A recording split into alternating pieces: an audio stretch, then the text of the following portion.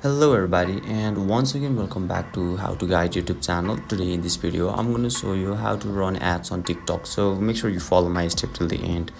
First thing first, I assume that you already have an account in TikTok and already logged in, and now right after that you'll be able to see the interface of TikTok apps on the screen, where you can see profile icon at bottom right corner. Just tap over there and now you will be redirected to your profile section, where you can see menu option at top right corner. Just tap on it and now you can see TikTok studio option.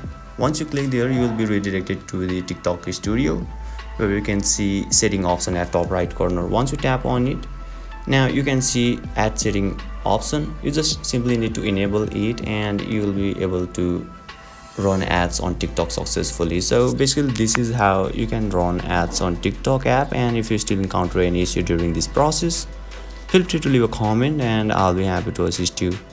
If you found this video helpful, please give it a thumbs up, and if you are new to this channel, make sure to hit the subscribe button and set the bell icon to on so that you can stay updated with our latest content. Thank you for watching and I'll see you next time.